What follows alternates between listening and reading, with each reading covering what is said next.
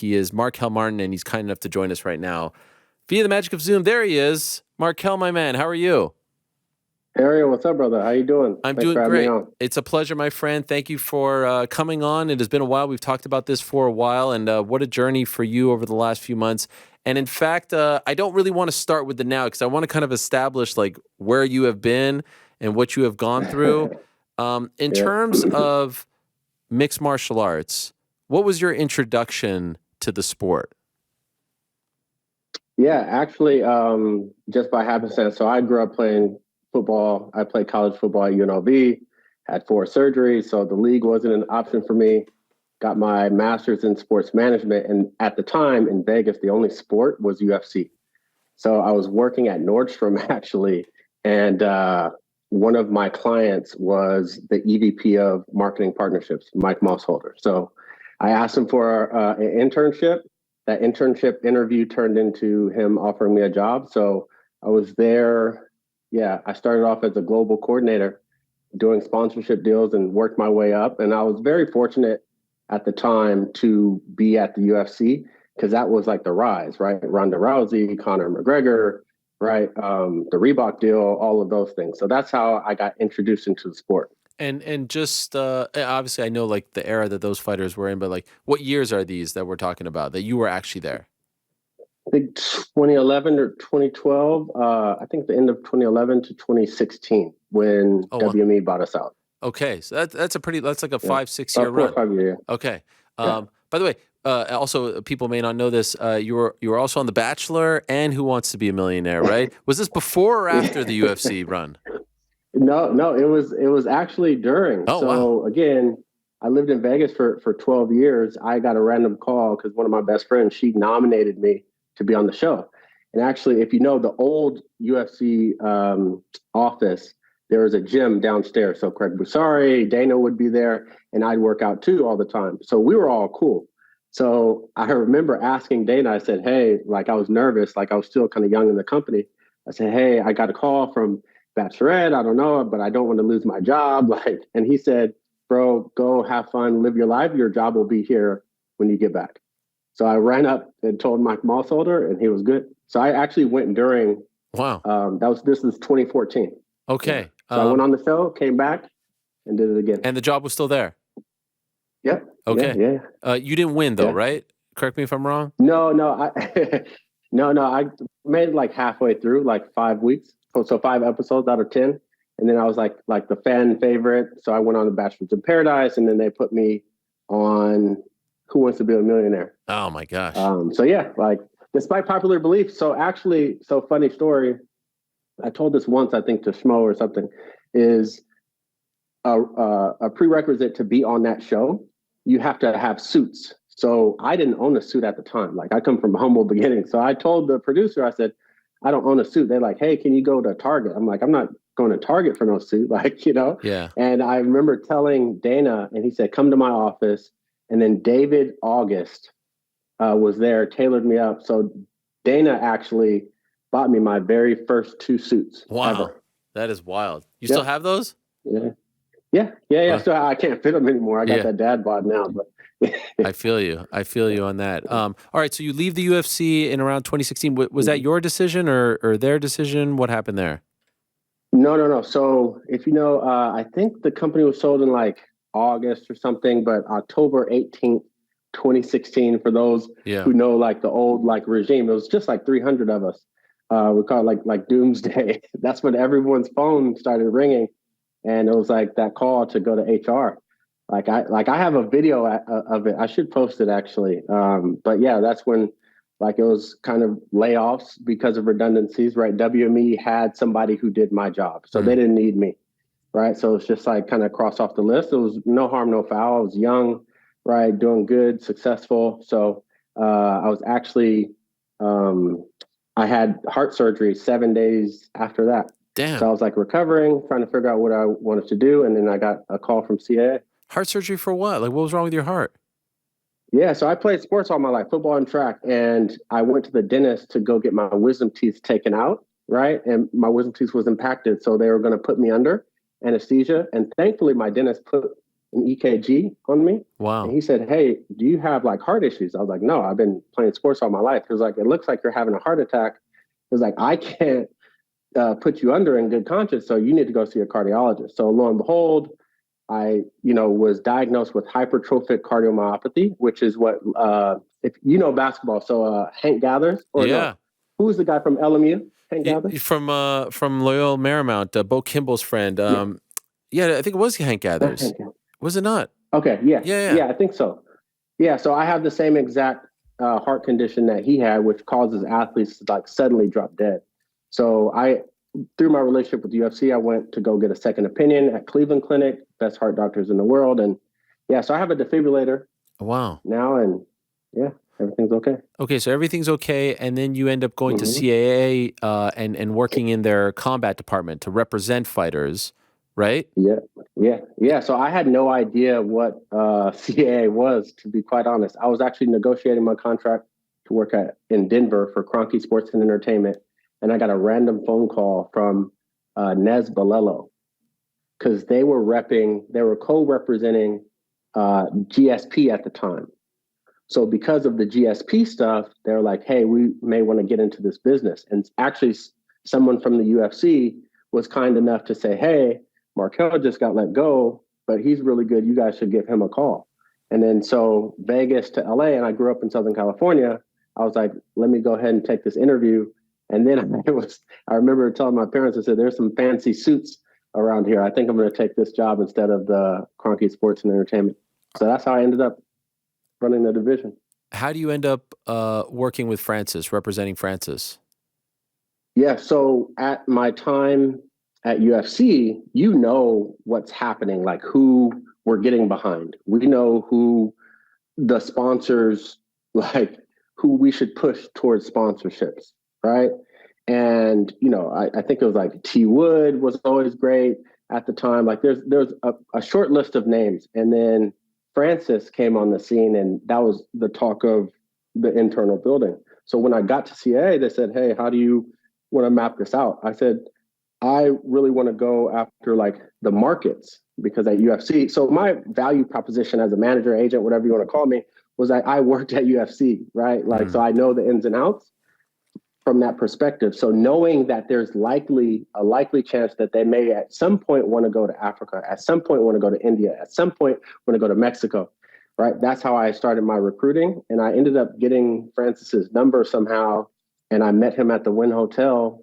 And it took me like a year to sign this dude. Cause like, if you know Francis, like he doesn't trust easy, Mm. right? I went out there with my presentation, because at the end of the day, like I knew the UFC business. I didn't know the management business, but I understood the concept of it. And learning from CAA, they're some of the best agents in the world, whether you're at WME or CAA. So I said, "Listen, like your story and who you are, right? Everyone doesn't need a CAA. Everyone doesn't need a WME, but like we can get you in the movies, we can do books. Like your story, you're bigger than just what you do." Mm. So at the end of it, we built a relationship, and thankfully, like he was my first like big sign, if you will.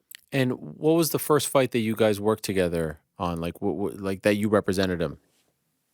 Yeah, so this was before Curtis Blades. My first, yeah, we went out to Beijing. Okay. This was after, yeah. So I was at the Derek Lewis fight when he lost, and I remember like again that was me just like I was there because I had another client on that card. I think Tom Duquesnoy was Mm. on that card. I think, The right. Fireball So I was Kid, there right? Wasn't that already. his nickname? The Fireball Yeah, Kid yeah, or the yeah, Fire yeah, yeah, Kid? yeah. Yes. My guy. Yeah. Yeah. Yeah, yeah. That's my guy. So I ended up texting him because again, I'd already known him for almost a year at the point, and I just said like, keep your head up, like because obviously we know what happened after the Derek Lewis fight is like everyone, right, kind of shat on him, but I'm not built like that. So I was just, just keeping in touch. And then he ended up being in LA, and then he decided to sign with us. So Curtis Blades was the first fight. Yeah, I repped him. When did you start to feel like the relationship between the UFC and Francis wasn't moving in the right direction, in a positive direction? Well, I mean, one could argue like as soon as I repped him, it wasn't like necessarily in a positive, right direction, because it was right after that Derek Lewis. So I think I don't know if they purposely like wrote him off or whatever, but you got the feeling that he was kind of like, his strength of schedule, right? To put it into football terms, he had Curtis Blades, then he fought what Kane, Mm. and then JDS, right? You know the roster, and it was just a function of, I think what ultimately did it was a little bit of the past, which I wasn't privy to, which was, Dana talks about there is a moment or incident with after the first Stipe fight, right? So I know Francis's side of the story, and I know Dana's side of it, but I wasn't there, so it's kind of water under the bridge. So we kind of thought. I even at this, and people don't understand. Like I had a great relationship with UFC. I worked there. I know a lot of the people. Like they were like family. But being on the other side is a different kind of situation. So, but I think when it really went south was probably the interim around that time between Derek Lewis and Serial. Okay. And so just curious, like you say you have the good relationship, but and I've talked about it a little bit on this show. Mm-hmm. CA and Endeavor, like they are two Mm-hmm. rivals, right? That's bigger than Right. any single person. Um, and so just curious, like, did you feel like once you went to CAA, they viewed you in a different light? Like, were you now the enemy all of a sudden because you had the great relationship, you leave on good terms? Mm-hmm. Did you feel all of a sudden some frostiness just because you were with CAA? Yeah, I noticed that right away, but not to the gravity that it ended up being. Right. So my first like assignment was with GSP before the Bisping fight. So it was me, Nick Khan, right? We saw Dana in the background, shake hands, right? And Dana and Nick have a great relationship. And Nick, I looked up to Nick, right, at CAA. So everything was cool. But then I think, between the GSP and his potential fights that were rumored around that I was privy to. And then you really started to see WME take more control of UFC and have more decisiveness to where I ultimately felt like a marked man. Because then when I go to UFC, it wasn't like, hey, what's up, Marquel? Like our old brother. It was more of like, okay, he's the enemy, right? Like, don't let him do this, or like, so How bad did it get? that's how it was. Uh, look. I try not to share it because it is what it is. It's business at the end of the day.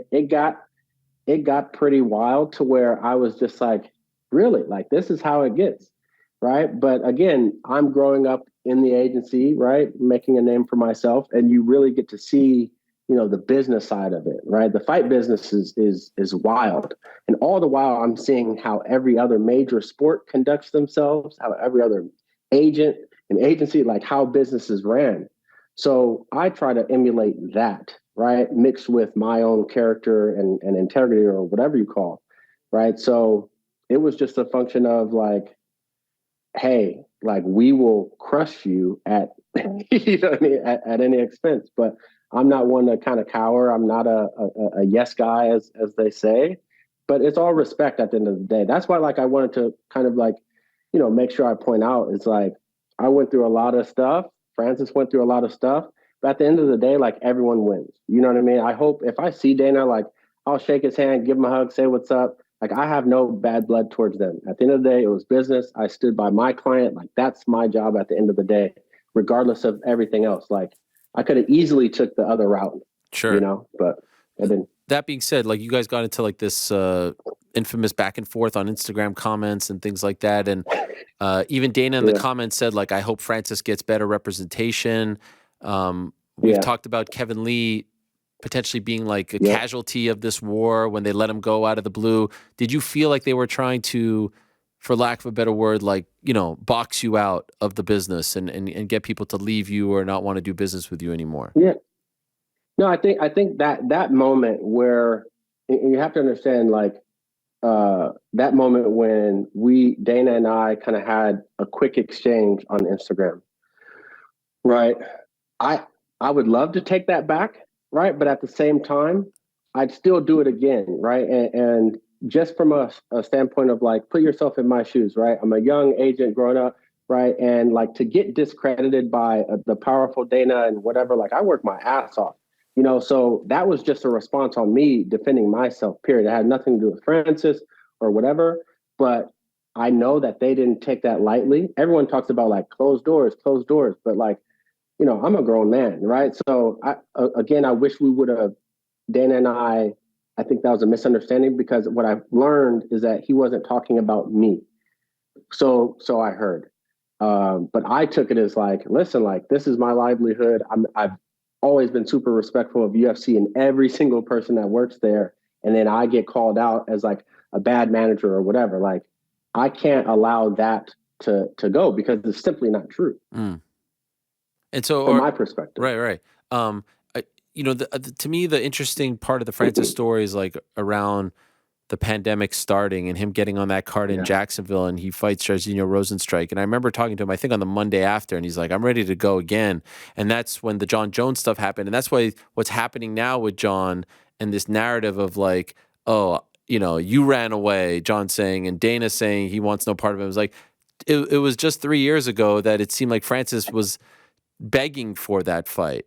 How frustrating was that when you guys were like I don't even remember how long the Jairzinho fight lasted, like 20 seconds, and he was ready to go the following week, and you guys are begging, and the fight can't get done. How frustrating was that?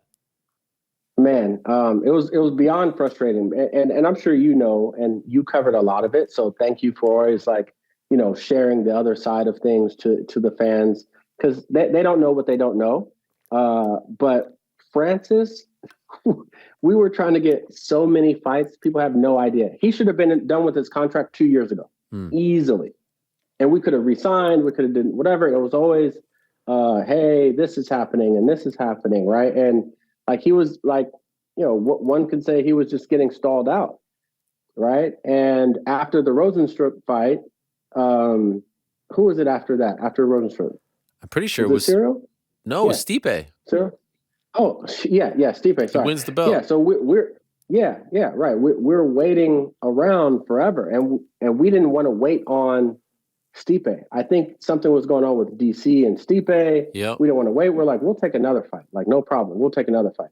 So when people say Francis didn't want to fight or blah, blah, blah, it's just not true. Like, so I stopped arguing with the Twitter trolls and stuff. It's just, I got so many damn receipts. I'm not even going to share them, but it's just like, and UFC knows that. Like, they know that we were actively trying to fight all the time. Yeah, and by the way, for those that may not remember, the Jairzinho fight was in May of 2020. The Stipe fight was in March of 2021.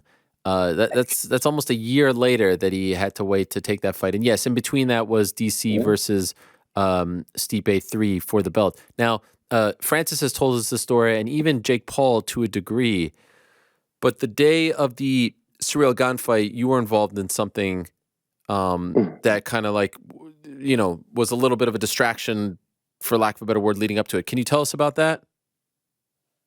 Yeah, which one? Well, there was multiple. I got all kind of crazy text messages. I don't know who they're from, but I got like racist stuff that I had ended up posting on Instagram. I had got some threats, and maybe they're just like crazy fans or something, right? And then, but I think what you're alluding to is the threat of a lawsuit, right? Yeah, and that threat was wild. The timing of it, like, and I was genuinely shocked and a little bit concerned because it was like the night of the fight. So I'm like, are they going to stop Francis or something like that? Like, what is happening? I remember telling Eric Nixick, right? Like, I'm like, bro, like, should I not share this like with Francis, right? Because I don't keep things from my guys. And he's like, let me see. So I showed him. He's like, that's fucking like insane. But I couldn't not tell Francis, right? And it was basically, hey, you're in talks with so and so and about this and that. It was just like, this is out of left fucking field. Like, I don't even know what this is about. So yeah, that was a little kind of scary, but I remember Francis' response, and he was as cool as can be. And nothing came of that, right? No, not. I mean, not since then. I haven't Okay. received anything. And so he fights, he wins that fight, he bets on himself, he has the injured knee. Yeah. When he left the cage that night with the belt, did you think in the back of your mind that was the last time he'd fight in the UFC? I mean, who knows, what happens in 2, 3, 5 years? Like, what were you thinking? Did you think like, wow, he did it, he's now going to be a free agent? No, I'll be honest. I'll back up a step further. I think Eric, Dewey, Randy, we all told Francis because Dr. Elatrage, right, one of the best doctors in the world, was like, "Do not fight." Right. When we found out the news, I'm like, "Bro, like you don't have to do this. Like we can try to push it back. Like obviously your contract, right? But Francis is he's built different. Like I'll just say that. So when he won, it was just this sigh of relief for all of us. Shit, I was on the side of the octagon like crying because all I was doing was praying the whole time because I'm like, this dude is fighting on one leg, right, with everything against him. But if you think about Francis' life and his story, like that's just who he is, right? So overcoming that was a huge win for all of us, right? And I honestly thought it was just a position of strength from not only just a negotiation standpoint, but who Francis is and what he's able to accomplish. And the goal was to, hey, free agent, cool, let's re-sign, right? But he had to fulfill his contract. Right. Francis, it was always about fulfilling his contract. That's what you do. And over the course of us going through the contract, reading it, going back and forth, getting CAs, lawyers, outside lawyers' opinions, it's like, this is what the contract is. This is what the contract states. Obviously, we work for the client. Right. Right? I know how big like UFC is and how great they are. They're amazing. Like if you don't give respect to Hunter and Dana, like you're crazy. Like I have tremendous respect. Francis has tremendous respect. But at the end of the day, we have to make smart business decisions, right? To put your client in a position to succeed, right? So that's my side. How close was he to re-signing with UFC at any point? Dana talked about on Saturday, like all the dinners that Hunter went on with him and all that stuff. Like, did it ever get close in your opinion? Yeah. I thought it got very close. I wasn't a part of the conversations at in the fourth quarter, if you will, and you can probably guess why. But in my conversations post those dinners and all that stuff, like there's a real chance that he was going to sign, right? But it had to be. Go ahead. Sorry. No. Yeah. It just had to be under the right terms. People are saying, "Oh, it's all about money." Like, chill. If we were like keep it 100, as they say, right? It's like this dude got offered the biggest contract outside of Conor before the interim fight with Cyril and that, and he said no because it wasn't about just like money. Obviously, money plays a factor, right? But it was other things that were important to Francis. And who am I to tell this dude no? Right? Who am I to say like, nah, you know what I mean? Like, do this deal. Like, that's not the kind of person I am. That's not the kind of manager I want to be. That's not the kind of like that's not the kind of business I want to do. And Francis at the end of the day makes up his own mind. But I would say that he was very close. I would say that I wish things were different. I think there's a lot of miscommunication in the back and forth and getting all these people involved. But, at the end of the day, I still think everyone won. When you hear Dana talk about like the Francis situation like you did on Saturday, how does that make you feel? It used to like bother me, to be honest. But like, I honestly, man, like God is good, bro. Like we've been through. Francis been through the worst of it, right? Like I had my own share. Our whole team went through a lot. It's stressful when you're trying to like really back a guy. But Dana's going to say whatever he wants to say, right? He's a promoter. He's a business owner. So I look at it through a different lens, right? Like I look at it through a different lens now. So although it's kind of hurtful because I think that they were tight at one point, I think that there was a tremendous amount of respect between UFC and Francis. So to see it, yeah, it kind of seems like, come on, do we really have to go there? Do we really have to do this? Do we really have to do that? But at the end of the day, if you look at it from a perspective that I'm trying to look at, is like, look, they have to do what is best for their business, and we have to do what's best for our business, meaning Francis. Mm. Are So you it is what it is. It's not going to stop, you know? yeah, are you happy with the way things turned out from an MMA standpoint? I'm going to ask you about boxing in a moment, but from an MMA standpoint, are you Yeah, happy with the way things turned out, meaning the deal that was announced last week?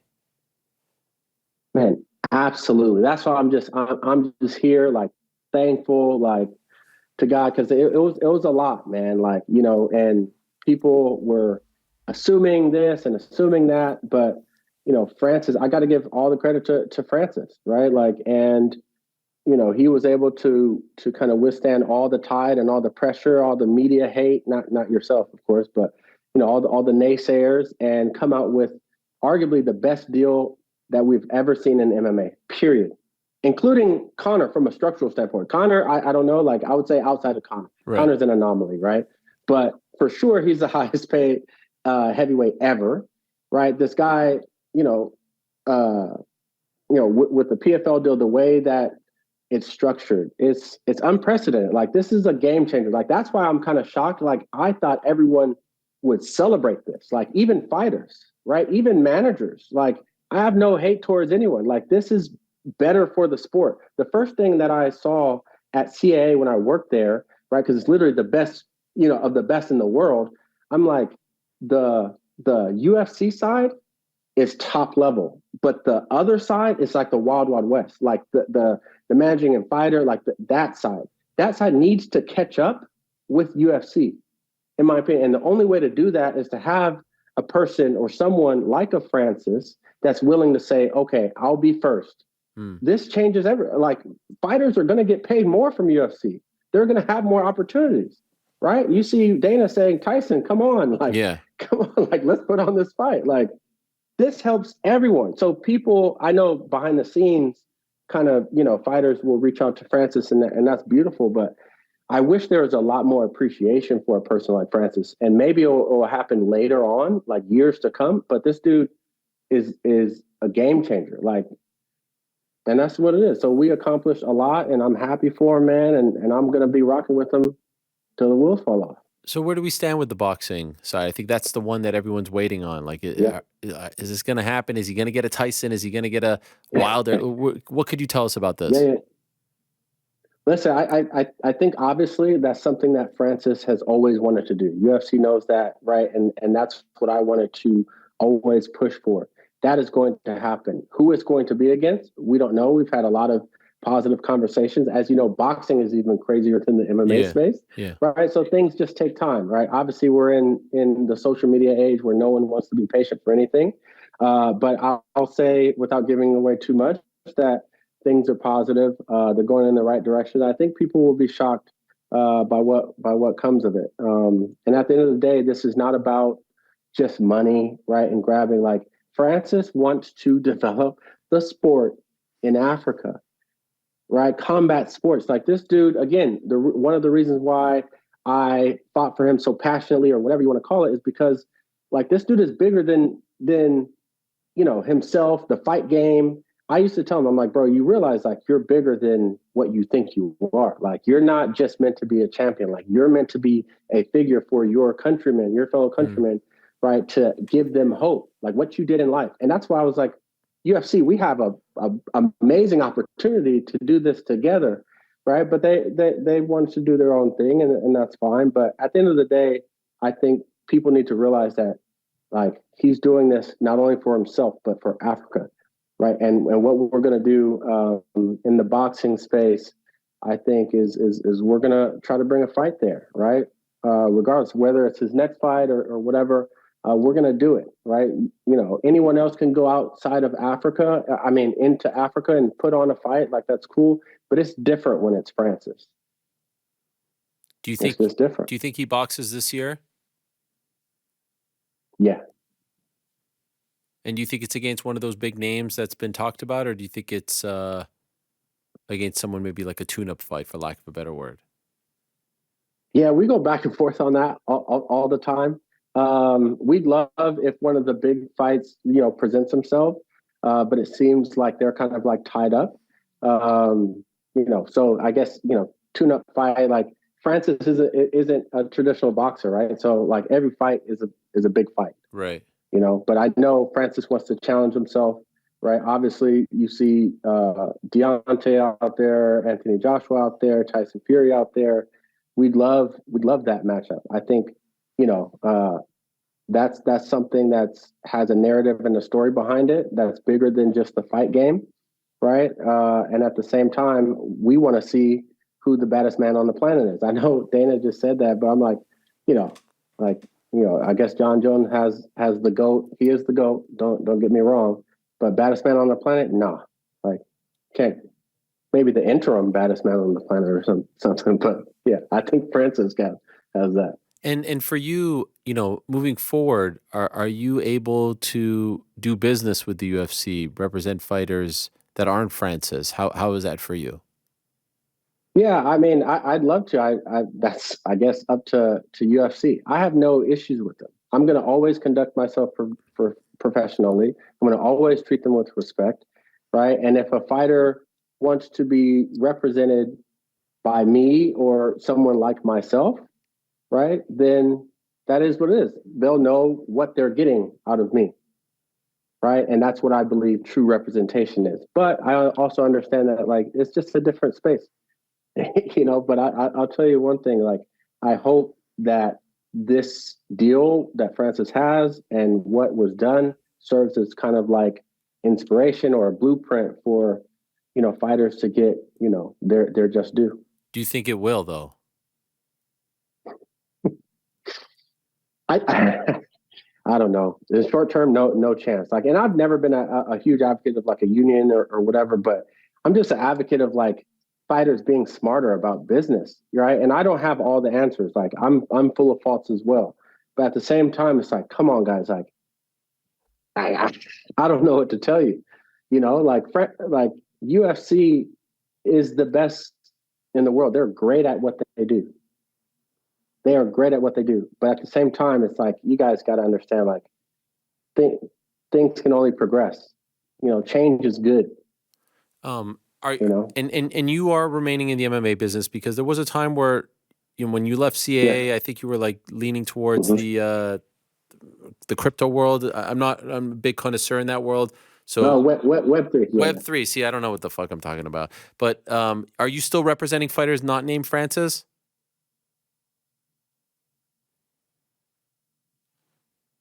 Did we lose him? He's frozen for the moment. That is horrible timing. We need to get him back real quick. I can't end on that note. Can we just call him up real quick? Yep. All right. Oh, is he back?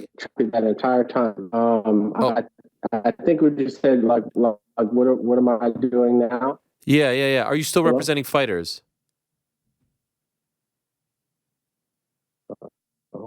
Yeah. Wait, call him on the phone. Call him on the phone real quick because I can't end the conversation like that. And I want to get to Mackenzie as well, who is standing by. So we'll just end this conversation with Marquel. Great insight into the relationship with Francis, the journey, everything that transpired there. Appreciate him coming on. Marquel, you there? Yeah, I'm here. Okay, sorry. I just don't want to end the conversation on the shitty Zoom note. Are you still representing fighters not named Francis? Yeah. So I work with Arjun Buller a little bit, but I work in a different capacity, right? Like the management space, right? I feel it's just different. I'm not the right mold in that space, but I add value in a different way from an advisor standpoint. But I'm running my own business now. Going to do other athletes, other sports, work with brands, right? 3.0 Labs. So that's what I'm building. And Francis, obviously, being kind of our main and biggest client right now. But yeah, so short answer, yeah, I'm still working with other fighters. And hopefully I can work with UFC. I don't have any problems with them. Okay. But yeah, I'm just here to help people advance their careers. That's what I'm passionate about. Congratulations on the Francis deal with PFL. Good luck with the boxing negotiations as well. And thank you for coming on. It was great to have you on and learning more about your story. Some of that early stuff I didn't even know about. So thank you for coming on and sharing that. Okay. Thank you, brother. Appreciate it. All right, there he is, Marquel Okay. Martin, the manager for one, Francis Ngannou, joining us.